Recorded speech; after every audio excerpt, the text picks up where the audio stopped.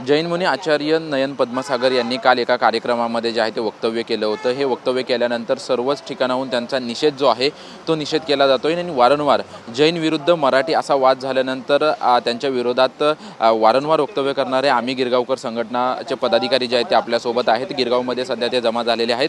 नक्की त्यांचं एकंदरीत काय म्हणणं आहे आपण त्यांच्याशी जाणून घेणार आहोत।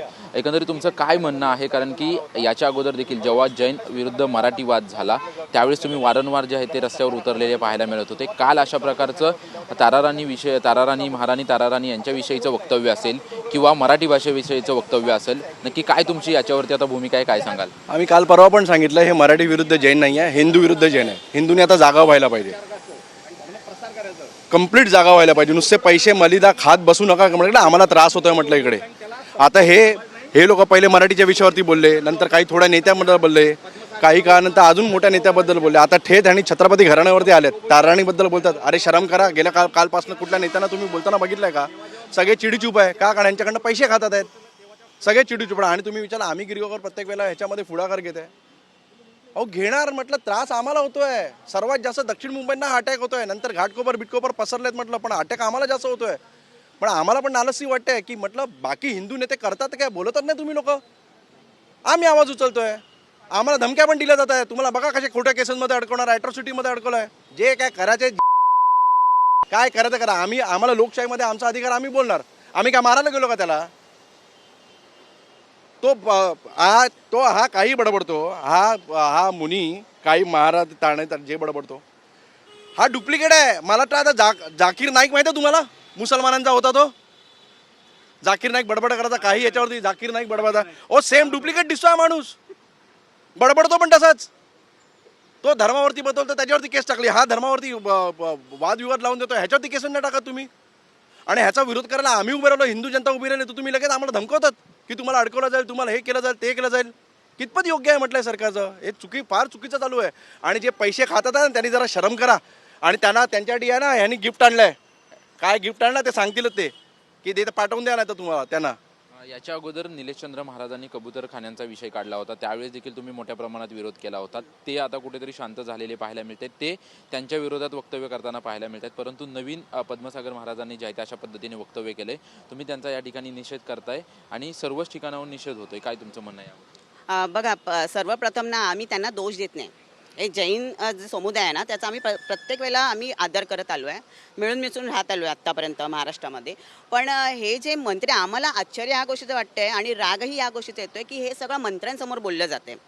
हा इतिहास त्यांना माहिती नसावा कदाचित, कारण की ते जैन आहेत। पण जर ते काही वक्तव्य करतात आपल्या महापुरुषांबद्दल किंवा आपल्या ज्या महास्त्रिया होऊन गेल्या, शूरवीर स्त्रिया होऊन गेल्या त्यांच्याबद्दल, तर पहिला त्यांनी त्यांचा अभ्यास करावा। आणि हे सगळं तिकडे उपस्थित होते उपमुख्यमंत्री एकनाथ शिंदे, त्यांच्यासमोर हे बोललं जाते, हे टी व्हीवरती प्रसारित झालं आहे। मग आपले मुख्यमंत्री काय करतायत, तिकडे उपमुख्यमंत्री बसले ते काय करतायत, त्यांना ह्याच्यावरती राग नाही आला? म्हणजे जसं आता गौरवजी म्हणाले की प्रत्येक वेळेला आम्ही काय बोललो की आमच्यावरती केसेस टाकायला तयार होतं, आम्हाला पोलीस स्टेशनला बोलवलं जातं की तुम्ही हे काय बोलले, तुम्ही हे बॅनर का लावले।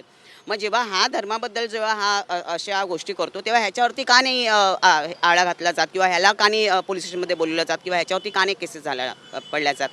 तर काय आहे ना, हे सगळे मिळून मिसळून यांची मिलीभगत आहे। हे जे मंत्री आहे त्यांना काय वाटतं की हा जैन समुदाय जो आहे तोच ह्यांना मतदान करतो, बाकी आम्ही असेच बसलो आहे, आम्ही यांना मतदान करत नाही। महाराष्ट्र कोणाचा आहे पहिला जाणून घ्या, महाराष्ट्र आमचा आहे। हे जैन मुनी आता हे जे म्हणतात की आता तसं प्रश्न विचारला गेला मगाशी की टॅक्स आम्ही सगळ्यात जास्त भरतो, तर टॅक्स तुम्ही सगळ्यात जास्त नाही भरत। मगाशीच आम्ही सांगितलं की टॅक्स तुम्ही जास्त नाही भरत, टॅक्स सर्वात जास्त आम्ही भरतो। आणि हे जे सांगतात की टॅक्स भरतो म्हणून महाराष्ट्र चालतो, तर तुमचा जर असा गैरसमज असेल की ते टॅक्स भरतात, मग त्यांना सांगते मी, जैन मुली जे काल बोलले, तुमचं असं वाटतं की तुम्हाला असं वाटतं की जैन समुदाय जर टॅक्स भरतो आणि महाराष्ट्र चालवतो, तर तुम्ही तुमच्या राज्यात जा, खुशाल जा, आमच्या महाराष्ट्राचं आम्हाला काय करायचं आम्ही बघून घेऊ। तर इकडे येऊन ह्या अरेरावीपणा करायचं नाही। आल्यात, बसा, खा पिया, नोकरी धंदा करा, कमवा, पण इकडचा बाब होण्याचा प्रयत्न करू नका। जर बाब होण्याचा प्रयत्न केला तर आम्ही पण दाखवून देऊ की आम्ही मराठा आहोत, शिवाजी महाराजांचे आम्ही वंशज आहोत, तर आम्ही पण दाखवून देऊ। जे हुतात्मे झालेत ना 105, तर वरती अजून हुतात्मे करायचं जर तुम्हाला असेल, तुमची इच्छा असेल, या मंत्र्यांना सांगू इच्छिते, तर तुम्ही खुशाल बघा। मग तुम्ही जेव्हा पुढे काही वादग्रस्त गोष्टी होतील किंवा रस्त्यावर उतरू, तेव्हा मग मात्र ज्याचे जबाबदार असेल ते हे सगळे मंत्री असतील। त्यांच्यासाठी आम्ही बांगड्या आणल्याच आहेत, कारण की बांगड्याच भरायची त्यांची लायकी आहे खरं तर। कारण की जर आवाज उचलत नाही या महाराष्ट्रावरती, एवढ्या मोठ्या गोष्टी होत्या, तिकडच्या महापुरुषांवरती होत आहेत, तर त्यांनी बांगड्या भराव्या। कधीपर्यंत हा वाद सुरूच राहील? याच्या अगोदर देखील कबुतरांचा वाद झाला होता, मराठी विरुद्ध जैन. आता देखील तोच पुन्हा एकदा वाद झाला आहे आणि यांनी म्हटल्याप्रमाणे आता थेट महापुरुषांवरपर्यंत हा वाद गेलाय. कधीपर्यंत हा वाद सुरू राहील आणि त्यांना तुम्ही कधीपर्यंत प्रत्युत्तर देत राहणार? वाद सुरू राहील कधीपर्यंत ना, वाद सुरू कोण करतो हे बघितलं पाहिजे आधी. साधारण डोळे बंद करा आणि विचार करा 10 वर्षापूर्वी संपूर्ण महाराष्ट्रात जय शिवरायवरून आता जय श्रीराम पर्यंत महाराष्ट्र आणून ठेवलेलं आहे.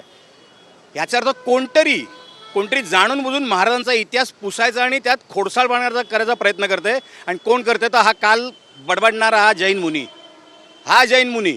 आणि कोणाच्या समोर करतोय? मंत्रिमंडळातले उपमुख्यमंत्री मोठे तिकडे अधिकारी असताना त्यांच्यासमोर करतोय. जर का तुम्ही आग लावलीत तर विजवायला आम्ही अग्निशामक दल नाही, त्यात भडका करायला आम्ही आहोत. आणि इतिहास आहे, जेव्हा छत्रपतींबद्दल कोणीही वादग्रस्त काय बोललेलं आहे महाराष्ट्रात, तेव्हा त्या संपूर्ण मराठी जनता रस्त्यावर उतरलेली आहे. आणि जेव्हा मराठी जनता रस्त्यावर उतरलेली आहे तेव्हा क्रांती घडलेली आहे इकडे. हा महाराष्ट्राचा इतिहास आहे. वाद आम्ही कधी सुरू केलेला नाही. जगा आणि जगू द्या हे पण आमचं तत्व आहे. पण तुम्ही बोट टाकत असाल तर आम्हाला ते नाही आवडणार. जबरदस्ती काहीतरी सुरू करायचं हे नसते ठेरे आणायला सांगितलेत कोणी? नक्कीच आपण पाहतोय की जैन मुनी यांनी केलेले ज्या पद्धतीने वक्तव्य केलेलं आहे त्याचा विरोध जो आहे तो आम्ही गिरगावकर संघटनेच्या वतीने केला जातोय. आम्ही जर काही केलं तर आम्हाला पोलिसांकडून वारंवार जाब विचारला जातो, परंतु जैन मुनी बोलल्यानंतर त्यांच्यावरती कोणतीच कारवाई का केली जात नाही असे देखील प्रश्नचिन्ह जे आहे ते आम्ही गिरगावकर संघटनेच्या वतीने व्यक्त केलेलं आहे. कॅमेरामन कमलेश डोंगरेसह निवृत्ती वाबर, TV9 मराठी, मुंबई.